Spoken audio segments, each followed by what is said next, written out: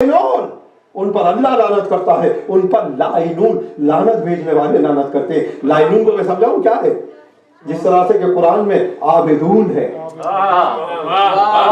جیسے کہ قرآن میں ذاکرون ہے، جیسے کہ قرآن میں حامدون ہے، جیسے کہ قرآن میں سائحون ہے، اسی طرح سے قرآن میں لائنون ہے، مگر آپ کے علاوہ کوئی نہیں۔ آپ کے علاوہ کوئی نہیں کہ جو لعنت ظالموں پہ بھیجنے کو عبادت قرار دے، جبکہ اللہ نے قرآن میں لائنون کہہ کر پورا ایک فرقہ کریٹ کیا، مگر ان کی عبادت صرف سجدہ نہیں، رکوع نہیں، تسبیح نہیں، لعنت کا بھیجنا ہے۔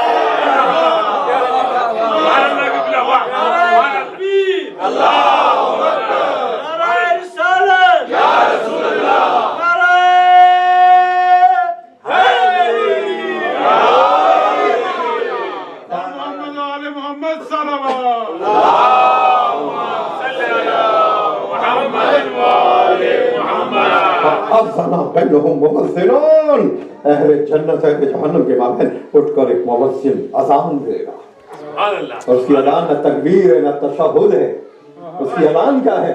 الا لعنت اللہ علی الظالمین، ظالموں پر اللہ کی لعنت ہو۔ مامون کا دربار تھا، علماء بھرے ہوئے تھے، اور امام علی ابن موسیٰ رضا علیہ السلام بھی موجود تھے۔ مامون رشید عباسی نے بھرے دربار میں امام سے پوچھا، فرزند رسول یہ مؤذن کون ہے جو قیامت میں اذان دے رہا ہے؟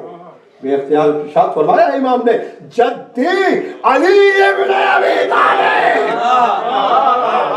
درود پڑھیں محمد والے محمد۔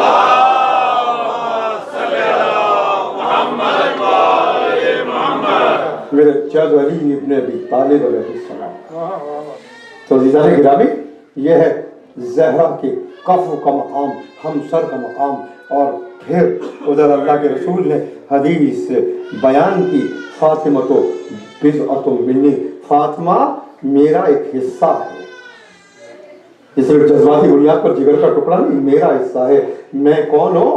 رسول ہوں۔ تو فاطمہ زہرا صرف رسول کی نہیں بلکہ رسالت کا حصہ ہے۔ اور پھر وہ مشہور حدیث بیان کی آپ نے، فمن اغضبها فقد اغضبنی ومن اغضبنی فقد اغضب اللہ ومن سرها فقد سرنی ومن سرنی فقد سر اللہ۔ جس نے فاطمہ کو غضب نہ کیا، اس نے مجھے کیا، اس نے اللہ کے رسول کو کیا۔ عزیزان گرامی، یہی ہے کہ جب آپ نماز کی ابتدا میں حالت قیام میں سورہ حم کو پڑھتے ہیں تو آپ کہتے ہیں کہ اہدنا الصراط المستقیم صراط الذین انعمت علیہم، ان بندوں کا راستہ جن پر تو نے اپنی نعمت کو نازل کیا۔ اور ان بندوں کو پھر ڈیفائن کرتے ہیں غیر المغضوب علیہم۔ آپ نے اللہ سے خطاب کیا تھا نا، تو کہنا چاہیے تھا پلٹ کر، تو نے نعمت کو نازل کیا تو پلٹ کر یہی کہنا چاہیے تھا کہ جن پر تو نے غضب نازل نہیں کیا، ولم غضبتا، یہ کہنا چاہیے تھا۔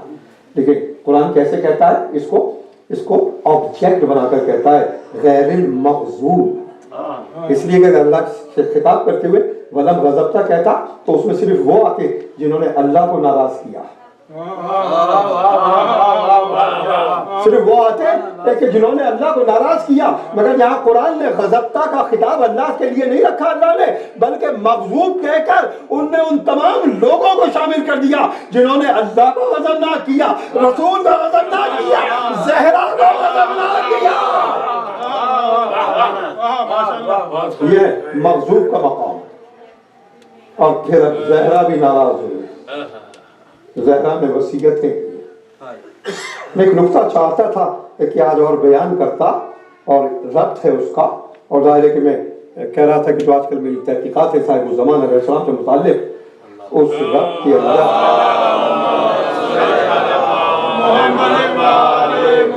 اگر آپ میں انرجیز ہیں اور وقت ہے تو میں بیان کروں۔ 3 آدمی کہہ رہے ہیں ماشاءاللہ۔ محمد آل محمد صلوات۔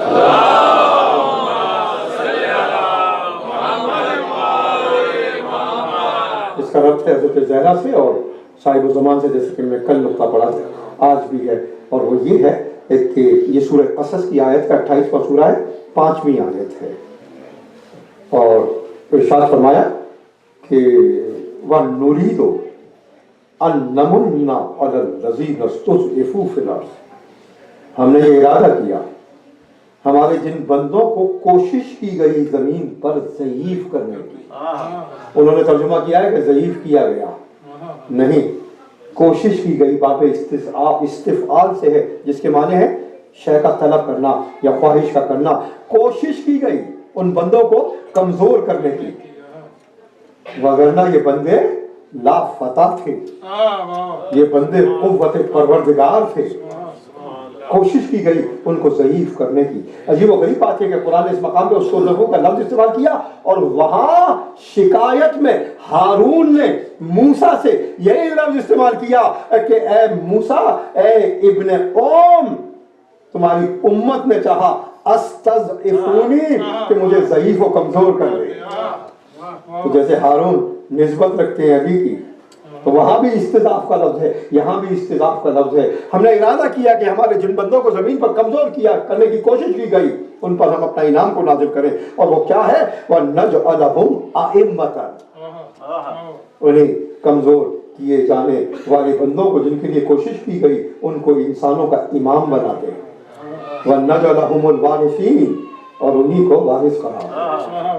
मैंने कल तो याद नहीं पढ़ी थी ना, नहीं पढ़ी थी, सूरह काफ की पढ़ी थी। ये सूरह क़सस की आयत है, 5वीं आयत है। 5वीं आयत से 12वें का जिक्र करना चाहता हूं। हम उन बंदों पर अपना इनाम नाज़िल करें और उनको इंसानों का इमाम बना दे। अब आगे देखिए अजायबात आयत के, वनुरिया, और हम दिखा दें, हम दिखा दें फिरऔना व हामाना व जुनूदहुमा, और हम दिखा दें फिरौन को, हामान को, उनके लश्करों को, बिन्हुम मा कानू यज़रून, उनको जो खौफ था इन बंदों के जरिए। अजीब व गरीब बात यह है कि 2000 साल पहले फिरौन गुजर गया कुरान से और हामान गुजर गया, मगर कुरान कहता है कि हम फिरौन और हामान को दिखा दें। आप गौर कर रहे हैं? 2000 साल पहले फिरौन और हामान गुजर चुके, मगर कुरान नुज़ूल के वक्त कह रहा है कि हम इन बंदों को इमाम बनाए और इनके जरिए फिरौन और हामान को और उनके लश्करों को मजा चखा दे, मजा चखा दे जिसका उनको खौफ था। इसमें राज क्या है? क्या नुज़ूल कुरान के वक्त फिरौन और हामान मौजूद थे और आज 1400 साल हो गए? कब साहिब ज़मान का ज़हूर होगा? कम से कम 3500 साल हो गए हैं, मगर कुरान कह रहा है कि उन बंदों को इमाम बनाए जिनको कमजोर करने की कोशिश की गई, और फिरौन और हामान को, उनके लश्करों को हम दिखा दें जिसका वो खौफ रखते थे। ये आयत सॉल्व कैसे होगी? हाँ, सॉल्व होगी एक हदीस की रोशनी में, कि नबी ने यही कहा था ना, जिसका मैंने अभी हवाला दिया, या अली अंता मिन्नी बिमंज़िलति हारून मिन मूसा, अली तुझको मुझसे वही निस्बत है, अली तुझको मुझसे वही निस्बत है जो हारून को मूसा से थी। तो जब नुज़ूल कुरान के वक्त मूसा और हारून की मिसाल मौजूद है, आपकी समाअतों का तालिब हो, ये बड़ी मेहनत की है मैंने इस मकाम के ऊपर। जब नुज़ूल कुरान के वक्त मूसा और हारून की मिसाल मौजूद है, तो फिरौन और हामान भी होंगे, फिरौन और हामान भी होंगे। यही वजह है कि वक्त का इमाम ज़हूर करके मक्के को फतह करके मदीने आएगा और फिरौन और हामान को कब्रों में निकालेगा, सूली पर चढ़ाएगा, आग में जलाएगा, इसलिए कि उनके जद्दा के घर को जलाया, आज इन फिरौन और हामान को जलाया जा रहा है।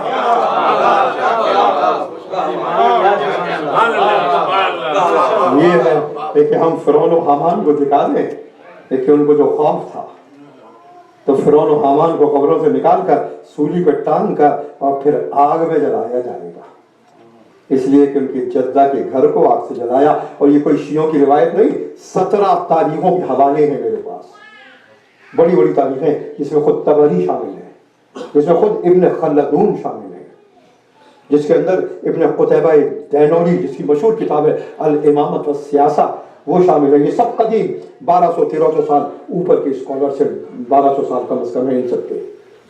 17 حوالے ہیں ان کی کتابوں کے. احراق بیت فاطمہ زہرا کے گھر کا جلانا. اور طبری نے اور ابن خلدون نے یہ تک لکھا ہے, طبری نے لکھا ہے کہ جب خلیفہ دنیا سے جا رہا تھا, جس نے حکم دیا اور جس کے حکم پر دوسرا خلیفہ آیا, یہ تاریخ ہے, یہ میں کوئی شیعہ یا تعصب والی روایت نہیں پڑھا, یہ تاریخ ہے. تو پہلے خلیفہ نے 3 ریگریٹس کیے ہیں, 3 افسوس کیے ہیں. کاش میں یہ نہ کرتا, کاش میں یہ نہ کرتا, بھی تفصیل نہیں کہ وہ بتاؤں, کاش میں بیت فاطمہ کی حرمت کو پامال نہ کرتا. طبری جیسا جو عالم اسلام کا سب سے بڑا مؤرخ ہے, اس نے لکھا ہے, اگر کسی کو شک ہو جا کر طبری کی اس جلد کو جا کر دیکھے اور اس کو وہ مقام نظر آئے گا. اس نے یہ کفِ افسوس والا ہے کہ کاش میں بیت فاطمہ کی حرمت کو نہ پامال کرتا. شبلی نے الفاروق نامی کتاب میں لکھا کہ فلاں کے غصے سے یہ بعید نہیں ہے. آپ دیکھیں, فلاں کے غصے سے یہ بعید نہیں ہے. یعنی شبلی بھی مورخ تھا, اس لیے انکار نہیں کر سکا اور اس انداز میں اقرار کر لیا. شبلی بھی عجیب و غریب مورخ ہے. جب عمرو ابن عبدبد نے للکارا خندق میں, تو شبلی نے اپنے مملوک کا نام لیا ہے, کیونکہ علی قتل کر چکے تھے عمرو ابن عبدبد کو پہلے ہی, اور اس کے بعد زرار بن خطاب خندق میں کودا. زرار بن خطاب اور مبارک سے نبی کی. کس کا بھائی آپ جانتے ہیں, باپ کا نام میں نے بتا دیا. تو شبلی لکھتا ہے کہ وہ آگے بڑھے اپنے بھائی کے مقابلے میں, اور ایک جملہ لکھا, وہ اپنی شجاعت کے موقعوں کو اچھی طرح پہچانتے تھے. وہ اپنی شجاعت موقعوں کو اچھی طرح پہچانتے تھے. جنگ احد کے بارے میں شبلی لکھتا ہے, وہ جو فرار ہے جس کو قرآن نے کفر قرار دیا, اور پھر صحابہ کرام پہاڑوں پر تشریف لے گئے. کیا یوز ہے تشریف کرنے کا, آپ دیکھیں. تو عزیزان گرامی, 17 تاریخیں ہیں جو اس بات کی گواہ ہیں. احراق بیت فاطمہ ہوا اور دروازے کو جلایا گیا, گھر پر ہجوم ہوا اور ایک جلغار ہوئی. اسی لیے زہرا کو کہنا پڑا, اور یہ بہت اس واقعے سے پہلے ہی زہرا نے کہہ دیا تھا, سبت علیہ مصائب اللہ, سبت علیہ میں سرنا لیا. بابا آپ کے بعد وہ مصیبتیں پڑی کہ اگر روز روشن پر پڑتی سیاہ راتوں میں تبدیل ہو جاتی. دنوں رات زہرا روتی, بابا کے فراق میں روتی. اہل مدینہ عاجز آ گئے, امیر المومنین جناب زہرا کو لے جاتے. خود زہرا حسن و حسین کو لے کر, زینب و ام کلثوم کو لے کر جنت البقیع میں چلی جاتی. اور مورخین نے لکھا ہے کہ وہ ایک درخت تھا, سارا دن بی بی اس درخت کے نیچے بیٹھتی, اپنے بابا کا مرثیہ پڑھتی, اپنے بابا کو یاد کرتی. حسن و حسین بھی روتے, ننھی زینب و ام کلثوم بھی روتی. مگر وقت کی سیاست کو, حکومت وقت کو زہرا کی یہ ادا بھی پسند نہ آئی. جس درخت کے نیچے زہرا گریا کرتی تھی, اس درخت کو بھی کاٹ دیا گیا. اب آسمان کا سورج ہوتا تھا کہ جو ان بچوں پر جھلساتی ہوئی دھوپ برساتا, اور زہرا اپنے بابا کا مرثیہ پڑھتی. اور پھر علی نے جنت البقیع میں ایک مکان بنا دیا جس کو غم کا گھر بیت الاحزان کہا گیا. عزیزان گرامی, یہی بیت الاحزان ہے جس میں سب سے پہلے اہل بیت نے گریہ کیا, خاتون جنت نے گریہ کیا, جو سب سے پہلی بارگاہ ہے, امام بارگاہ ہے, غم کھانے کا مقام ہے. یہ حضرت زہرا سے آغاز ہوا, اس کی دیواروں کو بھی منہدم کیا, اس کو بھی جلا دیا, اور پھر علی کو گرفتار کرنے کے لیے آئے. اور بھی عذاب تھے. زہرا کہیں دروازے پر کہ بنت رسول کی نسبت سے رسول دادی کا اعتراض ہوگا, گستاخ آگے بڑھے اور پھر دروازے پر گرا دیا. کہنے والوں نے کہا کہ زہرا ہے, حسن حسین میں ہے, کہا جل گئے ہمیں بھیگے نہیں, اور پھر دروازہ گرا, زہرا کے پہلو پر گرا. یہی وجہ تھی کہ جب علی غسل دیتے تھے بیوی کا پہلو کو دیکھ کر زہرا کٹان ہوتے تھے. اور جب بقیہ میں جنازے مرتبہ علی نے قبر رسول کا رخ کیا، یا رسول اللہ جو آپ نے امانت دی تھی آپ کے سپرد کر رہا ہوں، مگر یا رسول اللہ زہرا کا دل بھی زخمی، کہنوں بھی زخمی، جگر بھی زخمی۔ اِنَّا لِلَّهِ وَإِنَّا إِلَيْهِ رَاجِعُونَ۔ ماتم زہرا کیجئے، یہاں سے شروع کیجئے، ماتم کیجئے، یا سیدہ یا فاطمہ زہرا، یا سیدہ یا فاطمہ زہرا، یا سیدہ یا فاطمہ زہرا، یا سیدہ یا فاطمہ زہرا، یا سیدہ یا فاطمہ زہرا،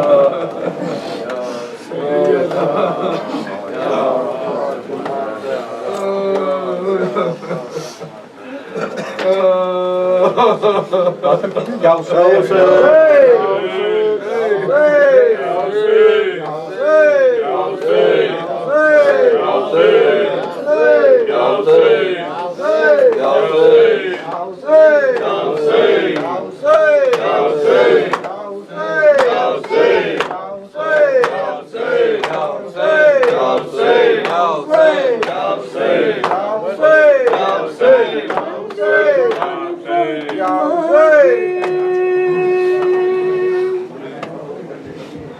ٹوٹی بندی کفن فاطمہ کے اور پھر ہاتھ نکلے کفن سے، آئی